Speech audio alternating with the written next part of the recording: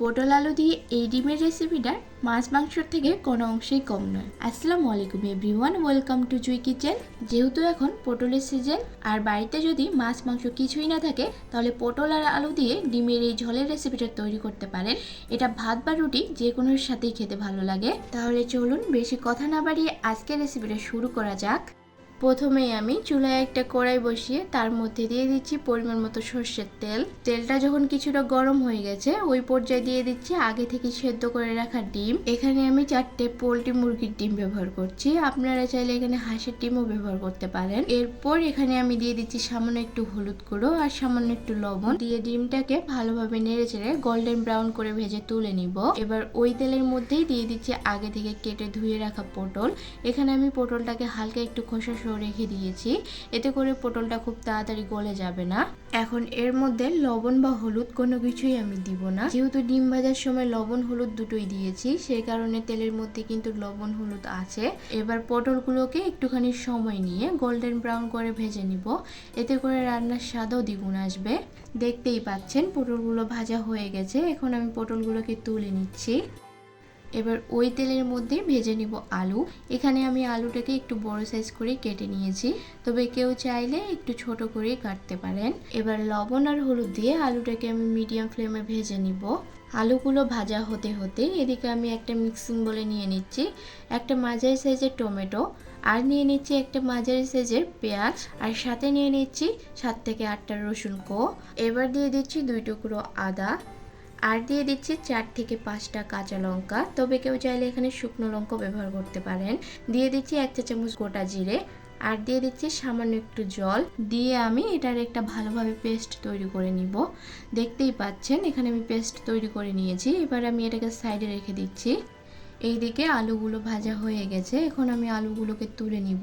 এবার ওই তেলের মধ্যেই ফোড়নে দিয়ে দিচ্ছি 1/2 চা চামচ গোটা জিরে। ফোড়নটাকে 20 থেকে 25 সেকেন্ড একটুখানি ভেজে নিয়েছি। এরপর এখানে আমি দিয়ে দিচ্ছি একটা মাঝারি সাইজের পেঁয়াজ কুচি। এবার পেঁয়াজটাকে হালকা মিডিয়াম আঁচে ভেজে নিব। পেঁয়াজটা যখন কিছুটা এরকম গোল্ডেন ব্রাউন কালার হয়ে গেছে, ওই পর্যায়ে দিয়ে দিচ্ছি আগে থেকে পেস্ট করে রাখা সেই পেঁয়াজ আর রসুনের পেস্ট। ভালো কালার আসার জন্য দিয়ে দিচ্ছি 1/2 চা চামচ কাশ্মীরি লঙ্কার গুঁড়ো, আর সাথে দিয়ে দিচ্ছি 1/2 চা চামচ হলুদ গুঁড়ো, আর দিয়ে দিচ্ছি 1/2 চা চামচ ধনে গুঁড়ো। এবার দিয়ে দিচ্ছি স্বাদ বুঝে লবণ দিয়ে মশলাটাকে খুব ভালোভাবে কষিয়ে নেব তেল ছাড়ার আগে পর্যন্ত।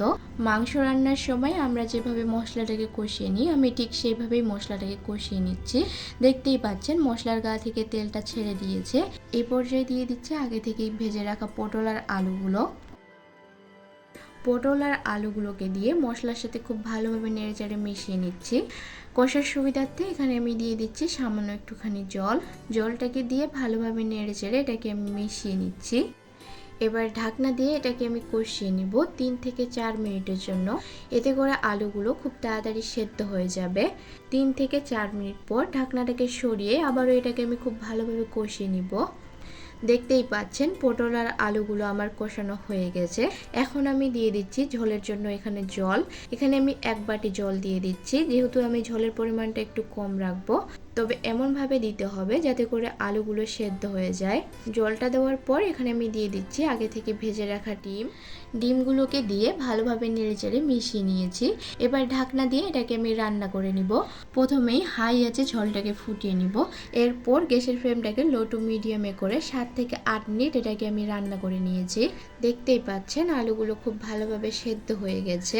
এখন আমি নামানোর আগে দিয়ে দিচ্ছি 1/2 চা চামচ ভাজা জিরে আর ধনে গুঁড়ো দিয়ে ভালোভাবে নেড়েচেড়ে মিশিয়ে 1 মিনিটের জন্য ঝোলটাকে ফুটিয়ে এটাকে আমি নামিয়ে নিব। দেখেই তো নিলেন পটল আলু ডিমের ঝোলের এই রেসিপিটা বানানো কতটা সহজ। আশা করছি আমার আজকের রেসিপি আপনাদের ভালো লেগেছে। ভালো লাগলে অবশ্যই চ্যানেলটিকে সাবস্ক্রাইব করে বেল আইকনটি অন করে রাখবেন আমার পরবর্তী ভিডিও নোটিফিকেশন সবার আগে পাওয়ার জন্য। আজকে তাহলে এই পর্যন্তই। সবাই অনেক ভালো থাকবেন। আল্লাহ হাফিজ।